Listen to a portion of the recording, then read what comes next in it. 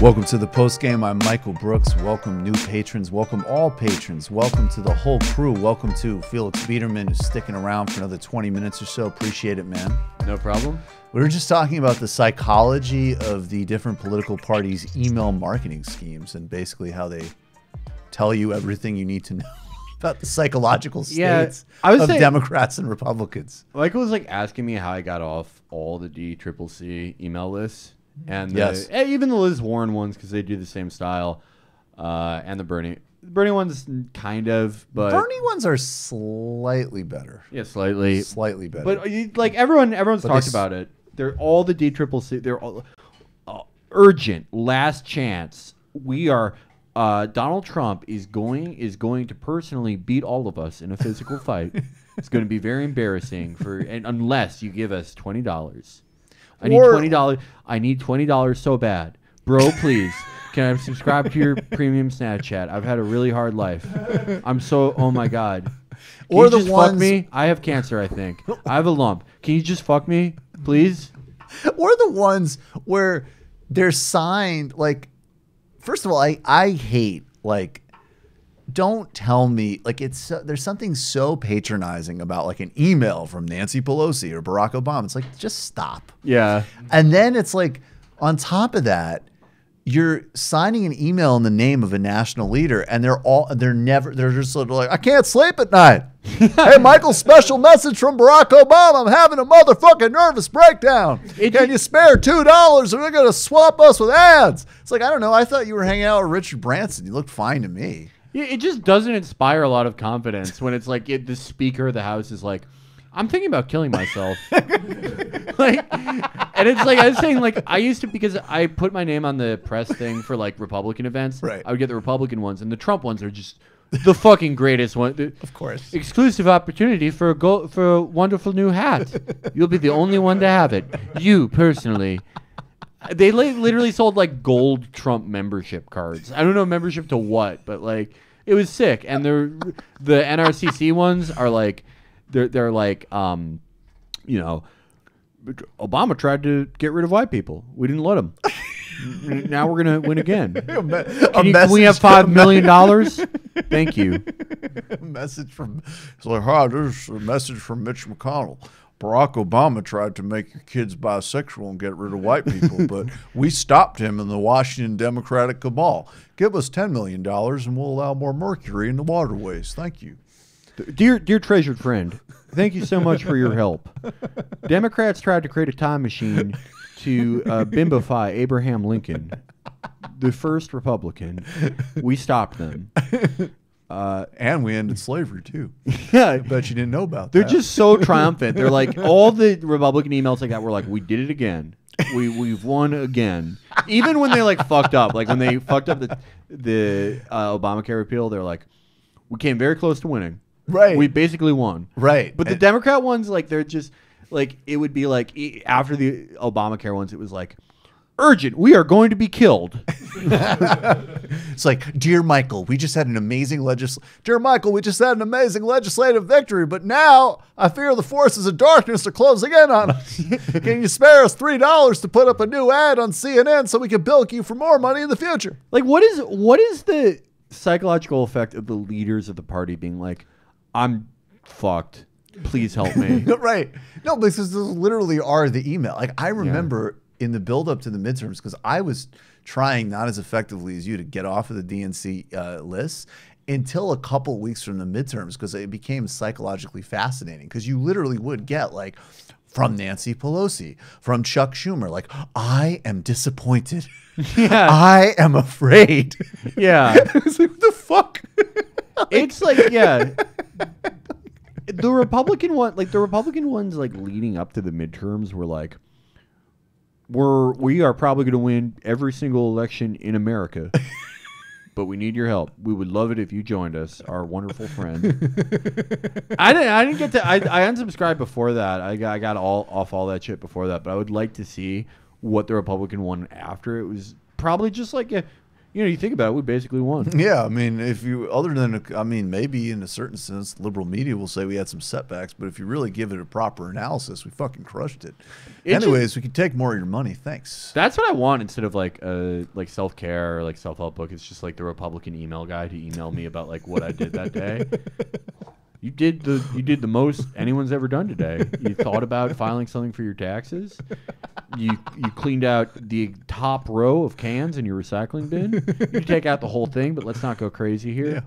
Yeah. You did a great God, job. dude. Look at this. Oh my God. Look, see, I'm not exaggerating. Oh my God. Okay, these are I'm bleeding. and it's from Paul Bagala. Who's answering that? I love it. It's like they don't even. Okay, so it's one that we have literally Nancy Pelosi, kiss all hope goodbye. What the fuck? Kiss all hope goodbye. What is the matter? I bet someone had, like, statistically, someone's killed themselves because of one of these emails.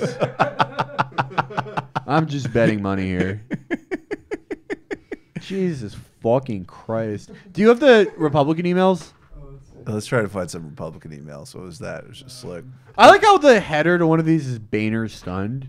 Like, he hasn't been speaker in like, he's just drunk somewhere. He could be stunned about anything. He's probably watching the OSU game.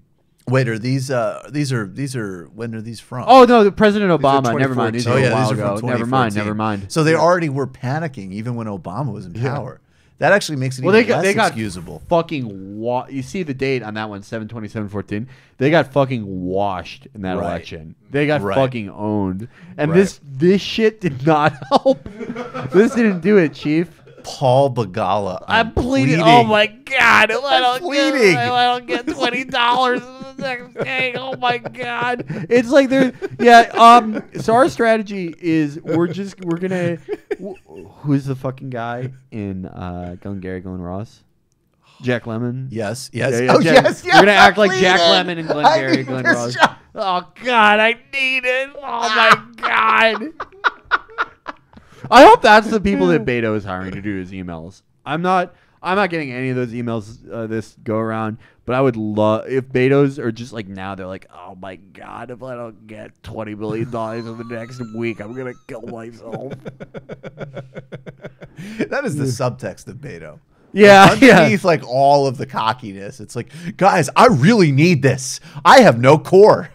I need love. Beto is Gen X magic because he's like, did you spend 15 years making zines called like Shit Fuckers Incorporated?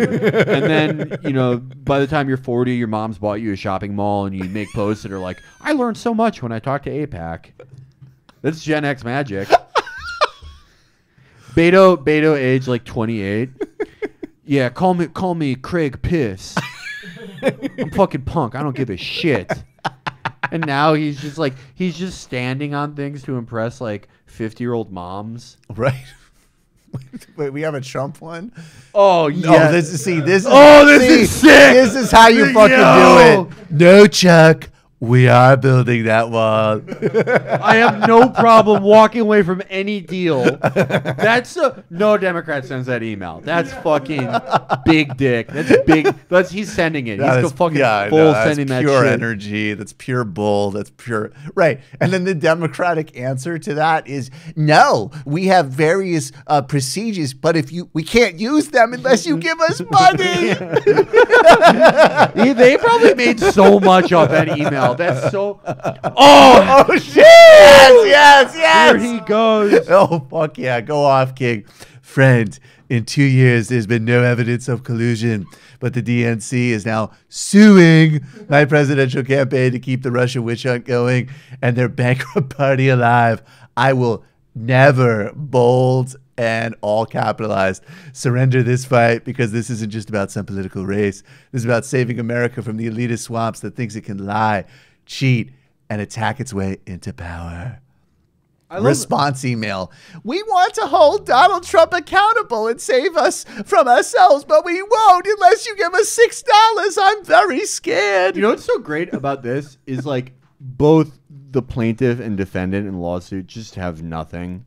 They just will gain nothing really.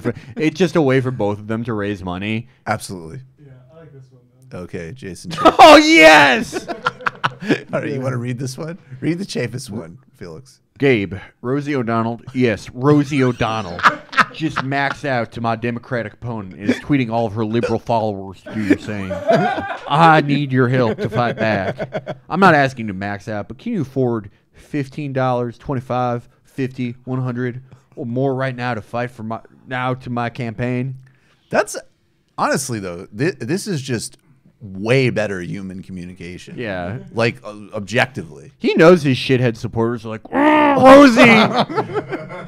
I'll tell you what, not today, Miss O'Donnell. Not today. Yeah, imagine a fucking Democrat email that's like, look at Kid Rock. Like, that would That work. actually would be super effective. Hey, did you know that trust fund fucking baby Kid Rock who pretends that he's white boy Rick but is really a fucking hack just maxed out the Donald Trump?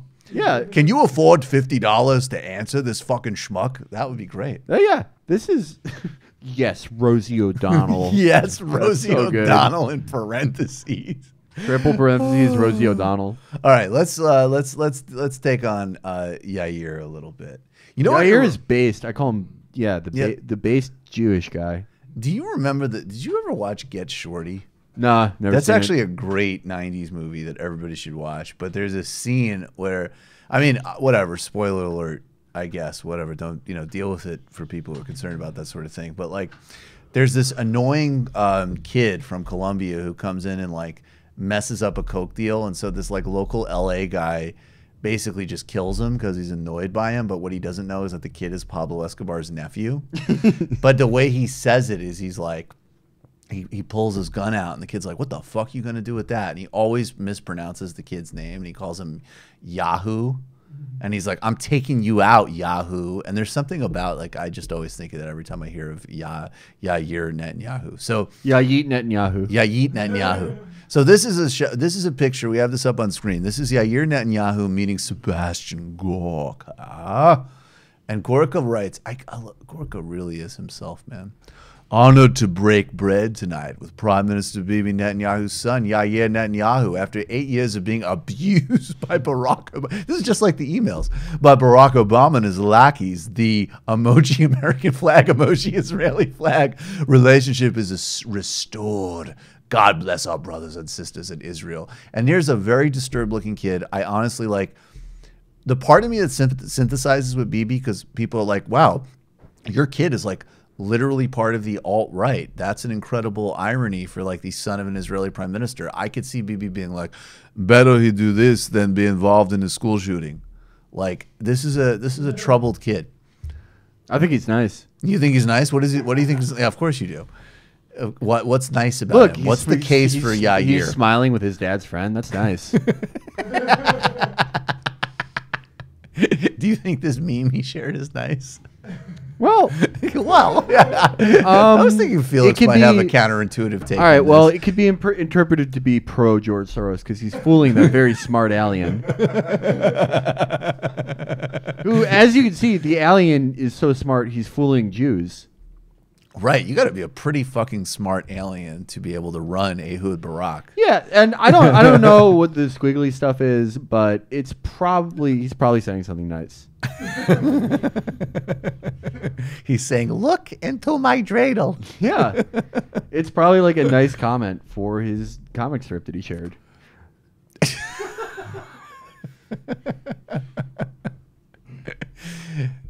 It would actually be really funny. Yeah, and Yes. so you have. Go ahead. I think judging somehow this image is like I see every individual pixel. I'm sure you do. So that's Carl Levin, former senator of Michigan, Eli Lake, and Glenn Greenwald, and they're all fooling each other. They're all, and the point. All right, I don't speak Hebrew. Okay. I don't speak Hebrew, and the pixelation's making it even more difficult. But I'm gonna sort of try to use my other abilities. So I think what he's saying is like, you have to walk a mile in someone else's shoes. Because the Jew doesn't have a whole bottom half of his body. But those guys have little trolleys. Right. Like Glenn, Eli, and Carl all have the same trolley. I don't know why he's fooling Glenn with looks like a Chinese takeout menu. It looks like a Chinese takeout menu, yes. Glenn has expressed no special affinity for those. But the alien guy, he's like looking at them, and he's like, I wish I had a meal. And Eli Lake is looking at that, and he's like, oh, I wish I had a meal. I wish I had an eye exam test, I think. And then Carl Levin is like, I wish I had a hang in there poster, I think that is. And the alien is like, I wish I had the world. But the Jew is like, I wish I had a triangle. And George Soros just wants them all to be friends. Right. So he's actually trying to orchestrate peace. Yes. Oh, okay. So that's a complete reframe of what that's, Yair Netanyahu's up to. See, it's interesting that people who don't speak Hebrew try to interpret this mean. It means something totally different if you're familiar with language. You know, it really, this is post-game material, but how funny would it be if Ilhan Omar was actually anti-Semitic and she posted memes like this and explained, like, this is not about the Jews as a people. This is about the fact that George Soros is part of an ancient tradition that goes back to the origins of money lending, who are dominated by the Jews. This is a fact. Facts don't care about your feelings. And I represent Congress to be honest. I would find a way to justify it. Yeah, that's exactly what we would do. The only thing you can do in life is just come up with the most insane positions, the most insane reasons for them, and just try to argue it. Why not? Who cares? Just do it. All right, dude. Jesse Smollett, make the case for him. Do it. Chicago PD has been doing crimes for many years. That's exactly Jesse right. Smollett absolutely owned them. Amazing. Wow. Jesse gang. There was something fucking beautiful, actually, about having to. There was something amazing. And it's so fucked up because the Chicago PD, as you know, like, literally have a torture chamber, like, in addition to all the other brutality and murder cases. But then they get this thing, hits them, and they're sitting there like, shit, like, this is probably almost certainly fake, but fuck. Like, we spend our whole lives, like, covering up, like, actual crimes that we have committed. And now we get hit with this, like, one, like, what the fuck are we going to do? And then he ends up totally getting away with it. Yeah, no, I mean, it is, like, well, it's ridiculous to, like, charge him. Like, who cares? No, I don't want him charged. Yeah, but no, I pretty much don't want anybody. Like, that's my default. Too. I'm not like a Me big, too. I'm not super punitive. I don't like people going to jail. It sucks. Unless they, like, killed somebody or some shit. But, yeah, no, it's like, I feel like everyone who got mad about it, it's like, in a year, you're going to feel what I have felt about this the moment I realized it was fake, which is it's really funny. It's funny that he did that. And it's like funny to do things like funny that it was two Nigerian guys. Yeah, that's hilarious. Top it and off. they're like fucking huge. They look like action figures. Those guys are so... I want to interview those guys about, you know, what are they using? How are they working out? They look great. But yeah, he's fucking cool. Done. I look forward to the YouTube comments if we clip that. Tim Pool has made 22 videos about Jesse Smollett. I'll let you guess how many he's made about the white nationalist Coast Guard officer who was arrested for plotting to kill prominent Democrats. And I'm going to go with 0. Well, yes. I haven't. What if? Well, first of all, it was 23. No. Oh yeah, right. Mr. Pool could be like me and support both men. Right. I think they both have a point of view that's worth hearing. Yeah, you think he's trying to build bridges like you? My first project for Chris Evans' website will be a debate between Jesse Smollett and the Coast Guard guy. It's called Two Americas Guarding the Coast. Bridging and the Two Americas Bridging the Divide, Guarding the Coast. And it's interesting because Jesse Smollett did his thing in a place that has no ocean border. But this guy's a Coast Guard, and it just sort of makes you think. And that is, I was paid $12 million to put this together by Chris Evans, Captain America. And I'm very humbled by this opportunity. Felix, thanks, man. My pleasure. I really appreciate you coming. We'll do it again soon. Absolutely. And, feel better. I will survive dangerous procedure known as a root canal. It's an experimental procedure. I may die during this. Jesus. So, you know. Oh, seriously. Prayers up, dude. No, they're fucking easy now. They're super. Are they? Yeah, so people say. Let's my first go one. with that. It's going to be fine. Yeah. Seriously, dude. Thank you. My pleasure. Awesome. My pleasure. All right, guys, we're going to take a brief break, and we'll be right back here on the postgame. Got a bunch more stuff to get to.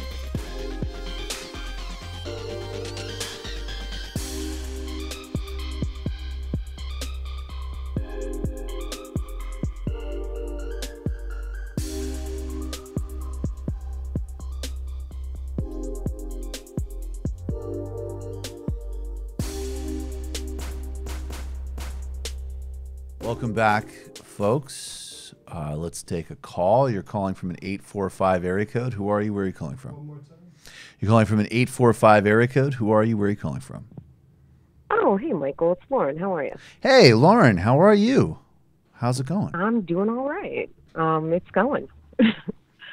So I'm calling because I wanted to plug the Mid-Hudson DSA's brake light clinics, the first of which is this Saturday. Awesome. In the city of Poughkeepsie. Awesome. How can people connect? It is. Oh, okay. Well, the clinic itself is happening from 11 to 4. It's at the Exempt Firemen's Association. I've never been there. I'm going to rely on my GPS for that. But 200 Mansion Street in Poughkeepsie, and if anyone is interested in volunteering, there is an event page on Facebook. As much as I hate Facebook, that's where they have the event posted. If you can't come out and volunteer, we have a GoFundMe up for supplies. I think they're within $300 of their goal, and that's for the 3 that we have planned through June. Awesome. So our first one is going to be in Poughkeepsie this Saturday, and then we'll be in the city of Kingston in May, and then we'll be in Newburgh in June. So if anyone is in the Mid-Hudson Valley and they want to get involved, they can find us on that grotesque site, Facebook. Yes, that disgusting parasite site. Can I ask you before you go how your mom's doing? She's doing better than she was last year, but not nearly 100%. She has okay days, she has bad days, but I mean, I feel like the worst is behind us. Good. So, you know, she's able to like drive on familiar roads as long as she's wearing her eye patch. Okay. So she goes out pirate style. She's working, but not as much as she used to. You know, I'm still covering her rent. But yeah, better than she was. Well, thank you for calling. It's awesome what you guys are doing up there, and please keep us posted on everything. And it was great to see you at the Bell House. It was good to see you too. I'm sorry I won't make it out to LA. Next time, there'll be more shows. Next time. There'll definitely be more shows. New York, warm weather, and I'm there. I think that might be a real possibility. None of this below freezing bullshit anymore. You came out in February from upstate, and we salute you. It's a soldier move right there. I mean, I'll accept your salute, but I got to give it up to the California boys because they are not built for this, and they came out too. We had people come from Australia, the great Ange. Everybody should look at her brilliant YouTube channel. We had people from Cali. We had people even from Florida, frankly, if we're just talking on like a shock to the system level. I barely could make it out of my apartment on the show day. It was like, Jesus Christ, this is fucking cold. Oh, man. Lauren, it's great to hear from you. Talk to you soon. Thank you. Thank you. All right. You're calling from a 770 area code. Who are you? Where are you calling from?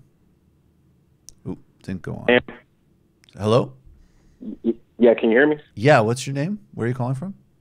Sam, first-time caller, calling from Stockbridge, Georgia. Hey, Sam, what's going on? Thanks for the call. Yeah, man. Been a fan of the channel for a few months, man. I got two questions. One is about, my question is about religion, because aren't you a Jew, right? Yeah, half of my background's Jewish. I like that. I like the framing of that question, though. Yeah, because I'm a Christian, though. I'm non-denominational, because I had two questions. One is about the religion, like, how the religious right, and how I was thinking about to stop the religious right. And also, another question I wanted to cancel Mayor Pete. My first question is, I just feel like the religious right, because I feel like how the religion is taken over by the Republicans, like from the religious right leaders like Jerry Falwell and Ben Shapiro, how his infiltration of Jews. I feel like there needs to be a time for the religious left to take over. I agree. I think that the religious left is important. It has been certainly in places like Latin America. So, go for it. I mean, the funny thing is like I'm not, I don't have like an anti-religion stance the way other people do when I critique things. But I'm also not necessarily the person for that because, it might be a shock to some people, but I'm not religious. Right? So, but I think okay. that there's a huge amount of value in contesting that space for sure. And religion does matter to a lot of people. So I want healthy left-wing versions of religion, 100%. Yeah, that's the thing about it, though, because I know you don't really agree on maybe some of the candidates because, like, what I see is Mayor Pete. I think he's doing a good job, but what's your impression on him? I don't like Mayor Pete. I don't like that he doesn't support free college. I have very big reservations about his record as mayor of South Bend, Indiana. I think he's okay. I think he's, the kind of technocrat flavor of the month. He's smart.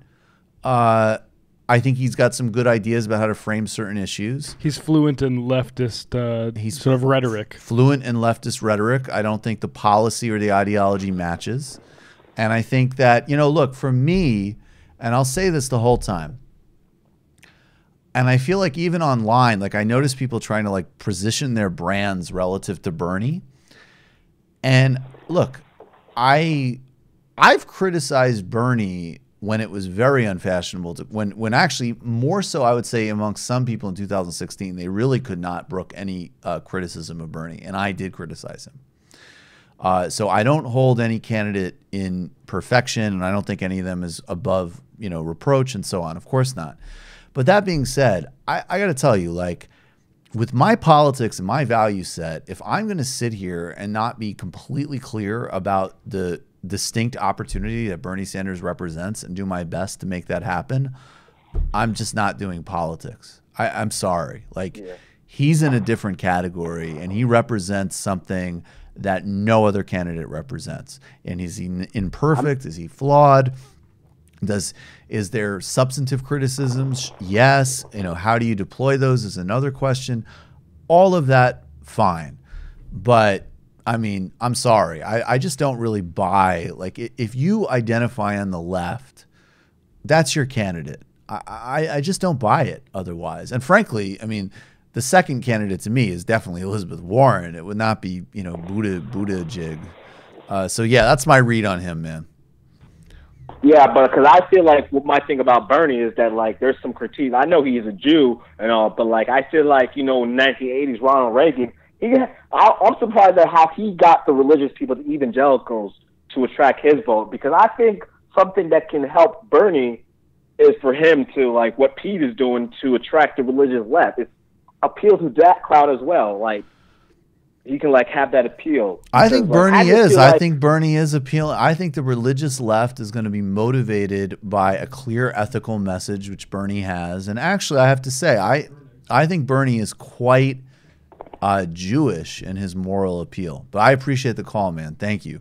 I will take one more call. Is there a religious left besides the Brunigs? Because they're Bernie bros. Their Brunigs are definitely Bernie people. Cornel West. Cornel West. Cornel West is one of those. But yeah, there you go. And also historically, look, it's been undermined tradition, but read Abraham Joshua Heschel. You're calling from a 720 area code. Who are you? Where are you calling from? This is Hillary Clinton calling live from a QAnon death camp on the beautiful Guantanamo Bay. Well, Madam Secretary, I'm frankly surprised you'd be calling the TMBS postgame, but of course it's an honor to have you. What's on your mind? No problem. I just want to work out my new routine. I want to warn you, Madam Secretary, if this gets off course, I'm going to hang up on you. But go ahead, test it out. I may not be R. Kelly, but when I traffic children, I do it in Haiti through the Clinton Foundation. I actually like that one. Okay, yeah, all right, that's pretty good. A lot of very serious critiques of the Clintons in Haiti that people should be serious about. Yes, go ahead. Yeah, Pizzagate, no joke, honestly. Okay, I may not be Cardi B, but when I drug men at the club, they get Vince Fostered after. By the way, Cardi B is innocent. People are trash. Stop bothering her. That's so pathetic. Defend Cardi. I talked about it on Woke Bros. You defend Cardi like you defend Ilhan. It was in the news. I agree, honestly. All right. Okay. Last one, Madam Secretary. Have you guys seen Meghan McCain lately? Wait, sorry? Have you guys seen Meghan McCain lately? Unfortunately, yes. She needs to shut her mouth in more than one way. If she keeps eating so many Twinkies, soon she'll need to borrow one of my moo-moos. Madam Secretary, thank you. Very morning zoo. I appreciate the call. All right, guys. Actually, we'll stay on. Can you guys vamp for a second? I'll call back into the phone systems, but we're gonna go do the. I'm gonna get Ben Burgess on the line. But guys, just as I say, vamp. Well, we need to call him, right? Yeah, I'm gonna call him in a second. All right. Okay, I don't mind. I mean, you can just keep the phones down, and it's okay. It's fine. Sure. No. Matt and I are actually very good media professionals, so we're always ready for our opportunity to be on mic with good I was going to say, it just didn't seem so extreme. Well, it seems like typically we go to music and the guest. Excuse me. I didn't realize we were so shy. I definitely All right, guys, we'll be right back with Ben Burgess. Griscom seems like he's chomping at the bit. Griscom's like, I'll vamp for a goddamn minute. No problemo.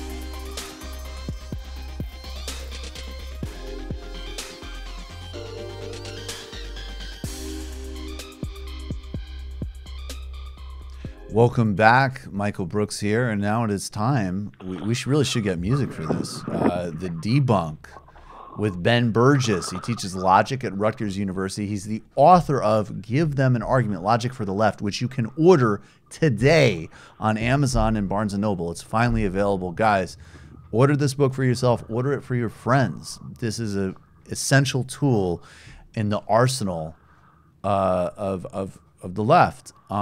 Ben, what are we debunking this week?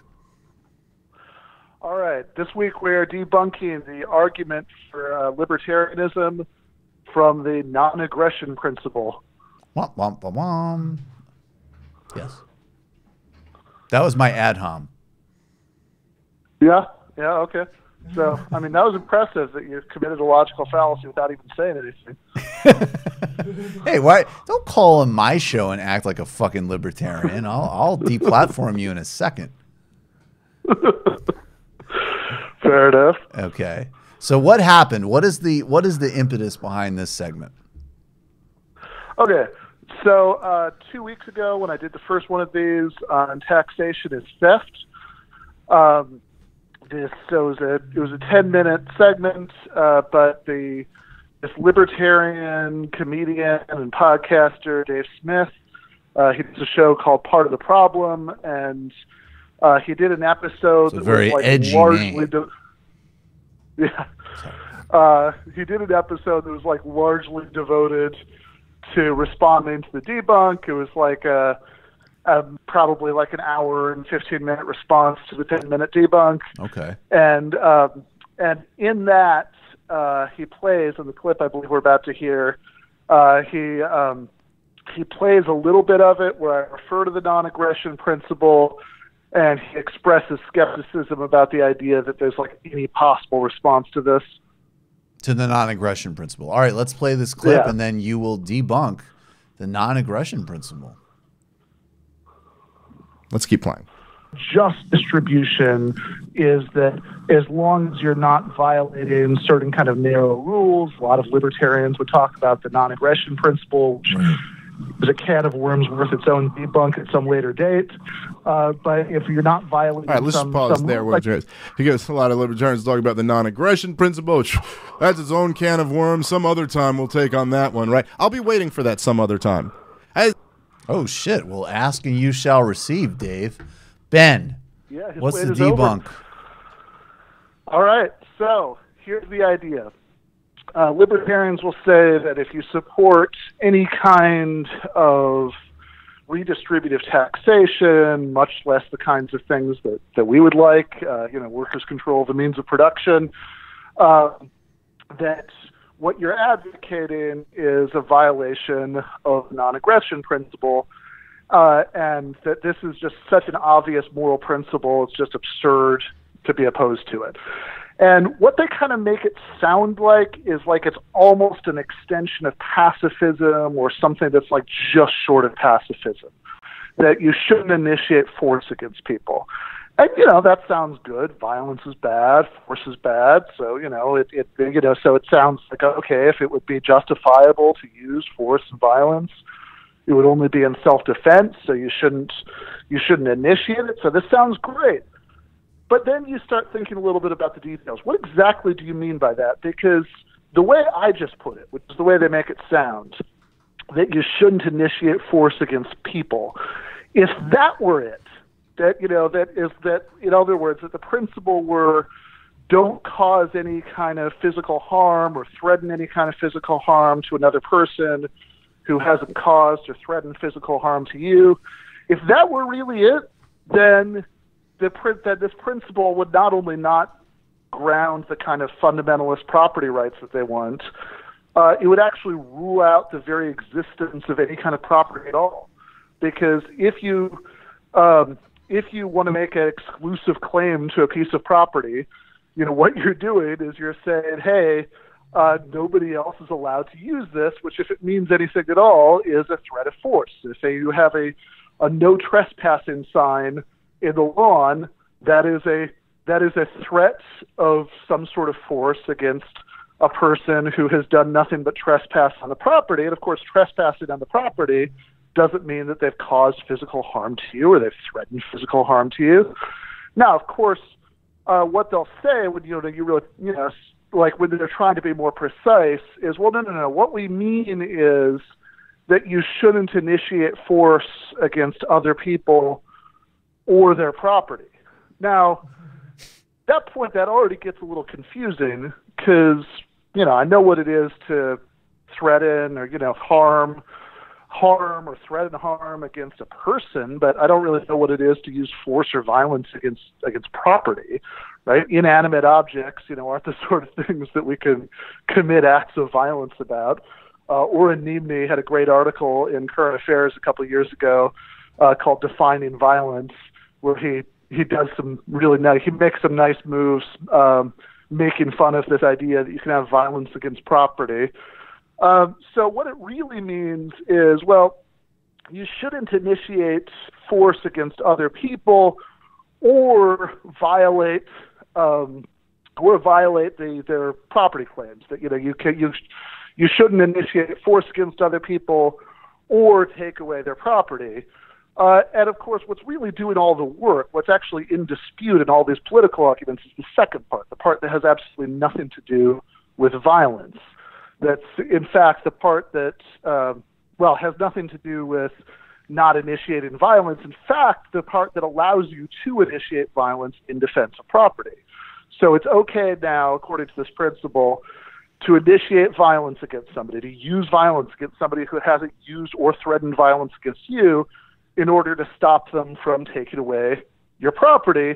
And now this is already starting to sound a whole lot less like pacifism or something just short of pacifism, like it sounded like at first. Now you're saying that if the government has given you this slip of paper saying that you're the owner of something, then you're allowed to use violence to stop other people from infringing on it. So this is already pretty far from where we started, but now we run into the same problem that we were talking about 2 weeks ago in the taxation and theft debunk, which is that really they wouldn't say, what they would say is, no, Ben, you just strawman me. I'm not saying that you can't, I'm not saying that it's because the government has given you the slip of paper. It's not about being the legal owner.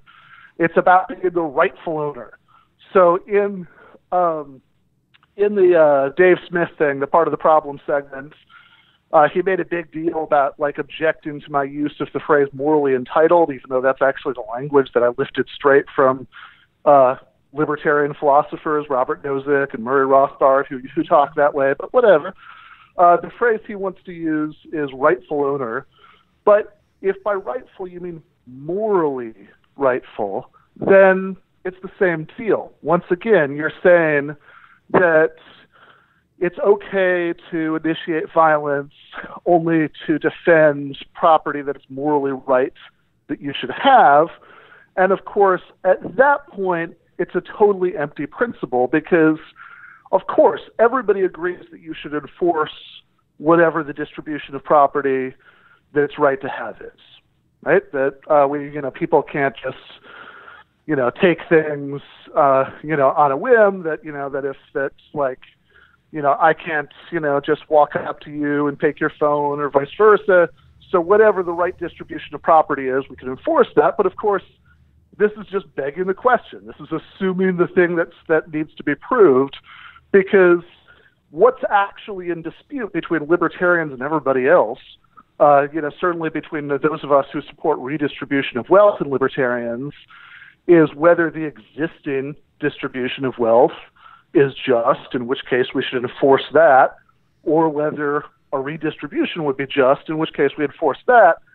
And either way, it has absolutely nothing to do with force and violence. The kind of rhetorical moves that they'll often use in this non-aggression talk to make. Like, if you watch, your co-host on that other show that you do, Sam Cedar, has taught, when he's debating libertarians, sometimes you'll watch them make a really big deal about this move. They'll say so, you're okay with throwing people in a cage if they don't pay their taxes. And of course, the right response is, yeah, okay, but you're okay with throwing people in a cage if they try to take property that, according to you, is not rightfully theirs, right? So either way, we're enforcing some sort of property claims. We're just disagreeing about which property claims to enforce. And, even if you're an anarcho-capitalist and you think it should be like a private militia and a private prison or whatever, it's the same shit. It's just less accountable. Right. So all of a sudden we're getting a lot more grubby than hey, man, just everybody should be at peace. Yeah, totally. The way they want to present it, really it's the whole argument is just an elaborate rhetorical trick. Right. That the thing that's doing all the work is the claim that existing property claims are justified and should be respected. Right? That's the core of it. But by routing it through this totally redundant non-aggression principle that just says, hey, whatever the morally right property claims are should be enforced, they're making it sound like it's a matter of, hey, man, everybody should just be at peace. And then the other thing that I would always add to this, with my orientation and kind of, occurs in the book that I'm working on with some sort of, actually, I think some overlap, is then always the problem of how does all of this start? And that becomes actually a really significant problem for them. So I remember even in one exchange that actually Sam did have with, who's that really nutty guy? Professor Murray Block? Professor Block. You're not narrowing it down right now. I know, Yeah. I know. I'm not narrowing it at all, but I think it was Professor Block. I don't remember. Walter Block. And Block, conceded.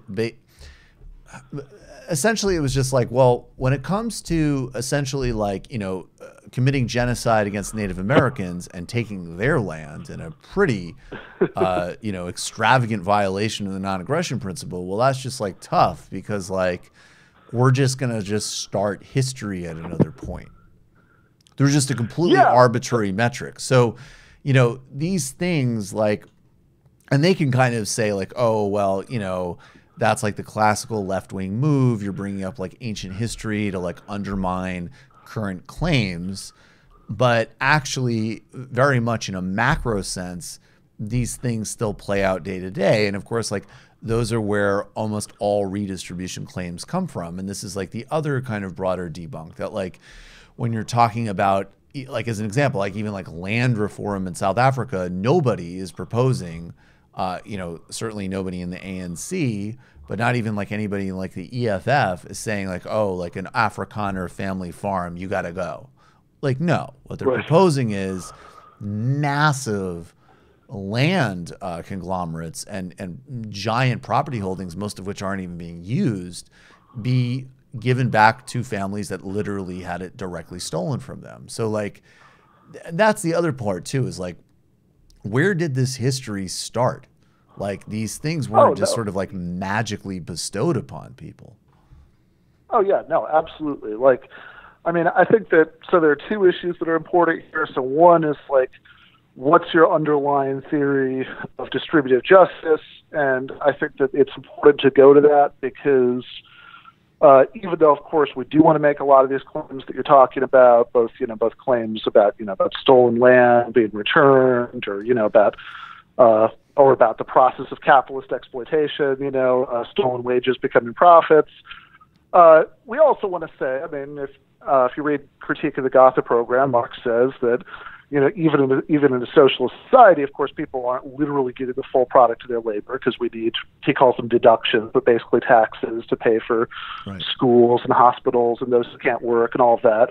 But at the same time, the point you're raising is really important, and the response from them, at least if they want to be consistent, can't just be, oh, you're dredging up ancient history, because the whole difference between their view of what's a just distribution and everybody else's view of what's a just distribution is that everybody else says that, well, it matters what the outcome is, right? Like it matters if the outcome is wildly unequal in some unfair way, that like this is morally important to whether or not these property claims are justified.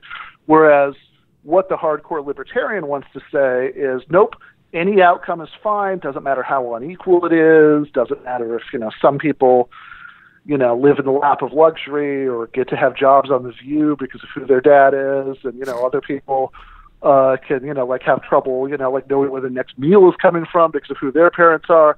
It's all okay as long as you can trace it back to a just process, right? As long as nobody's rights were violated along the way to getting there, you can have any outcome you want.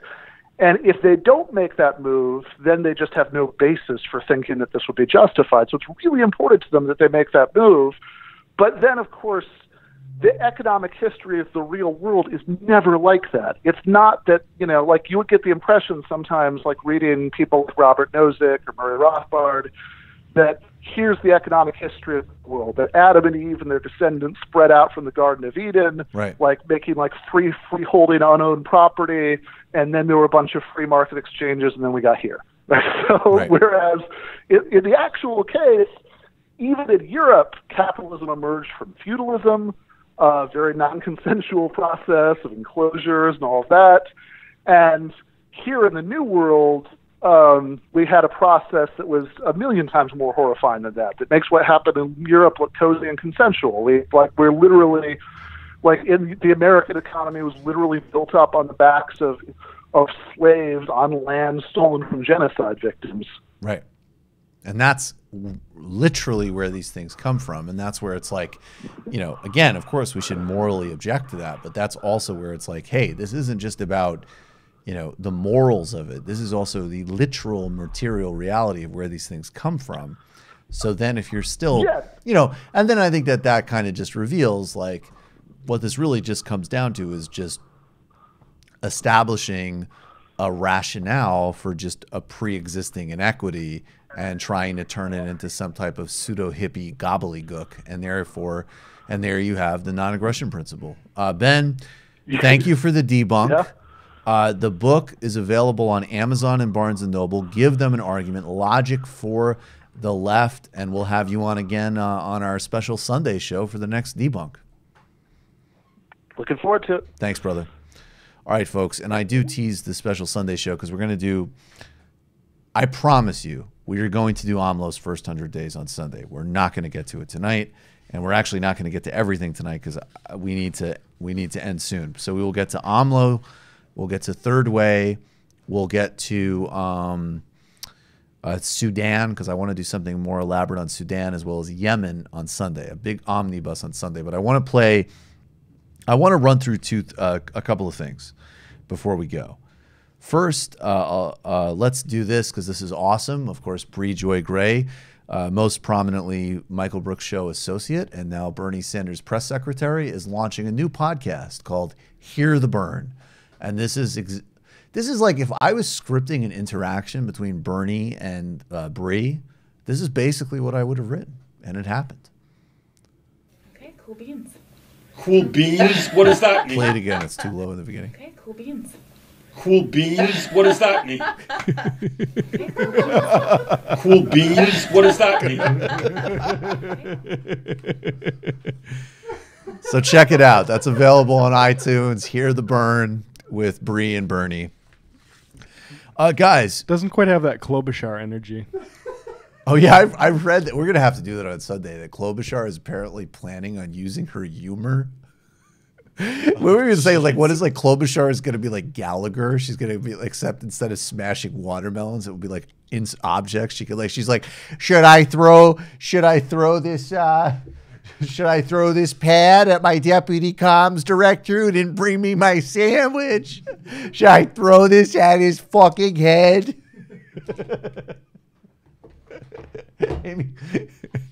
I could see that actually. It'll be like a Fast Company article, like dynamic new feminist leadership. Amy Klobuchar mixes physical abuse and humor to chart a new path. But also I wanted to play, and look, let's play this clip of Andrew Yang. I think it's actually important, and we are going to have to do more coverage of Andrew Yang, sorry to say.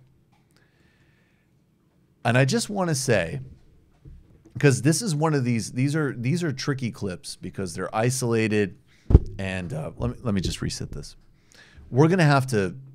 This is where it should start. We're gonna have to cover Andrew Yang more on this show, and I don't necessarily need to be. You know, we don't need to be polemical. I think he's a nice guy. I think he has some genuine concerns, and some of the issues maybe he's putting on the table are potentially worth talking about, and certainly should be undertaken in a broad democratic socialist manner. But I have a real problem with the more you dig into his policy set. This is analogous to going into a libertarian primary and proposing something like single-payer health care and calling it freedom care. UBI has a left and a right wing. The critique that we have always had about this is that UBI is very likely to be leveraged by those on the right. Because if you look at a broad package to decommodify politics, to give people health care, to have free college, to have even a federal jobs guarantee, you're talking about policy sets that can seriously empower a broad set of people. My understanding is that Yang, he's not saying $1,000 a month in addition to a broad set of social investments. In fact, my understanding, and please correct me if I'm wrong, but I've read his website, and I'm very disturbed by this, that you can opt in or out. You can opt out of other social benefits and opt in for $1,000 a month. Now, this is quite similar to what Charles Murray proposed. Let's read from his site. How would you? Well, this is what I want to get to too, because this is more what is disturbing me tonight. But who would get on Yang's plan? That's above, right? Oh, is it? Yeah. Every U.S. citizen age 18 would receive $1,000 a month, regardless of income or employment status, free and clear. No jumping through hoops. Yet this means that everyone you know, this means that everyone you know would receive a check for $1,000 a month every month starting in January 2021. What would you do with $1,000 a month? Whatever you now make, let's find out. It's not true. It's not true. But this is actually, okay, so this is key here. How would we pay for UBI? It's easier than you think. Andrew proposes funding UBI by consolidating some welfare programs and implementing a VAT, a value-added tax. 10% of current welfare and social program beneficiaries would be given a choice between their current benefits and $1,000 a month cash unconditionally. Most would prefer cash with no restriction. That's a big. That Most is doing a lot of work there. Most is doing a lot of work there.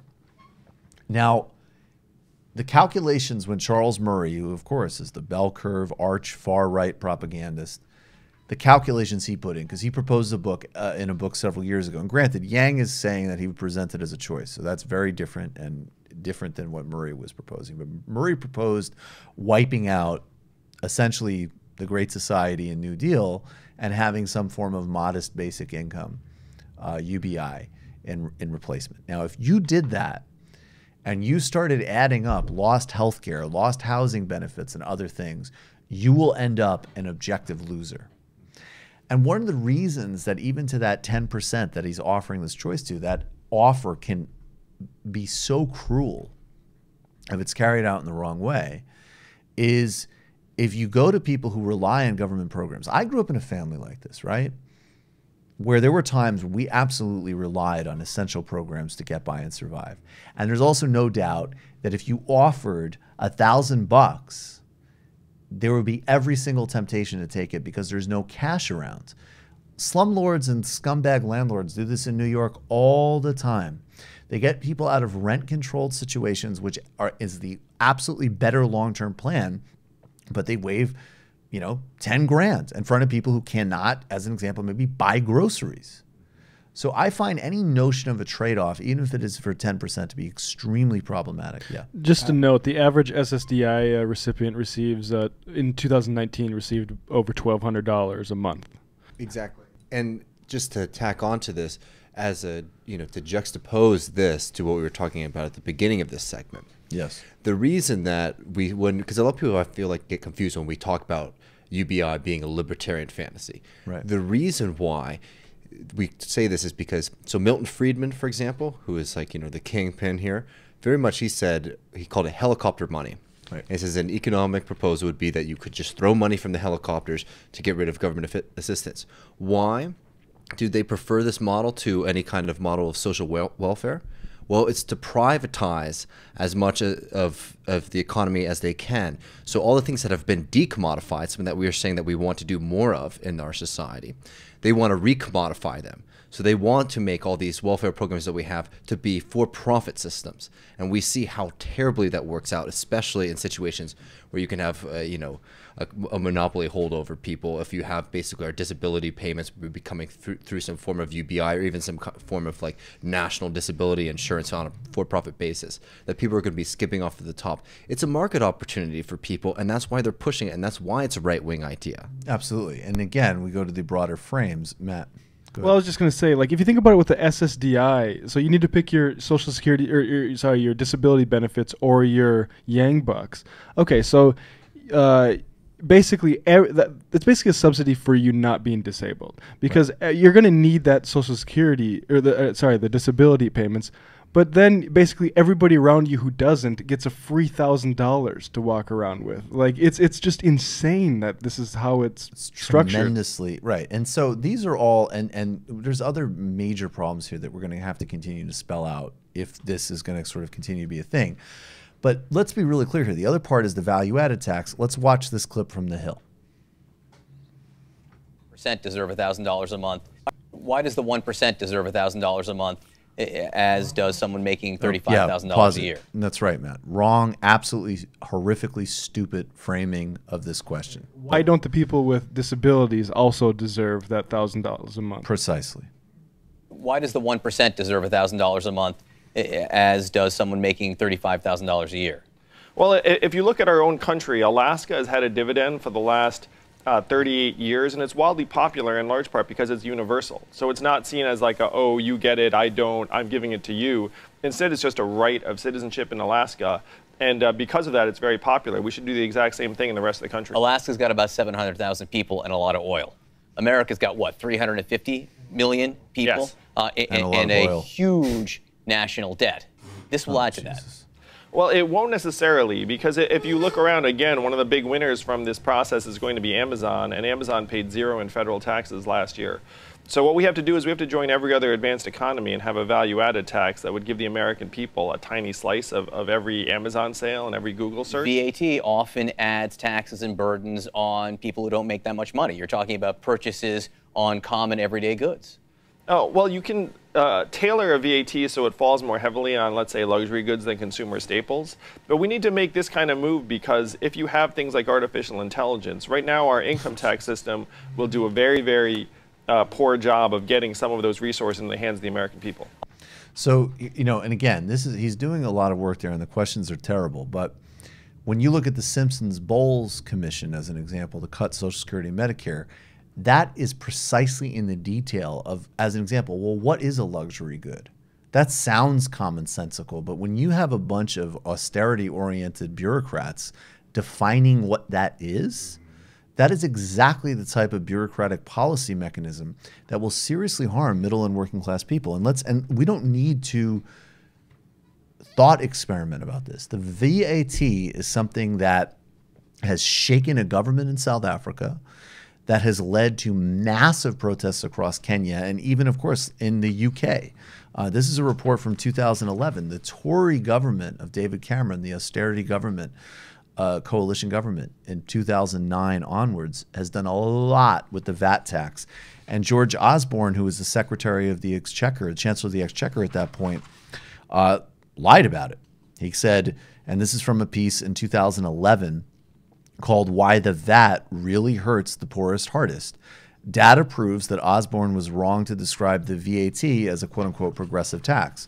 When George Osborne rose VAT 20% in his emergency budget, I, like others, warned not only that the tax would prove economically defective, it is also expected to reduce annual growth by 0.3%, but that it would hit the poorest hardest. As a regressive tax that takes no account of income, VAT invariably squeezes lower earners. But despite all evidence to the contrary, Osborne insisted that the VAT was a progressive tax in January 2011, and go on to explain how Osborne was lying about it. But the broader point here is that, again, this is somewhat analogous to a flat tax. It's not the same thing, but when people say, hey, a flat tax, no bullshit, everybody, regardless of income, pays the same percentage.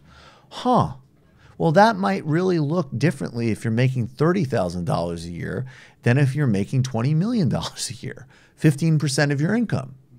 So similarly with VAT, if you go and you throw some surcharge, even including, by the way, on Amazon transactions, it's smart of him to frame that it will hit Amazon.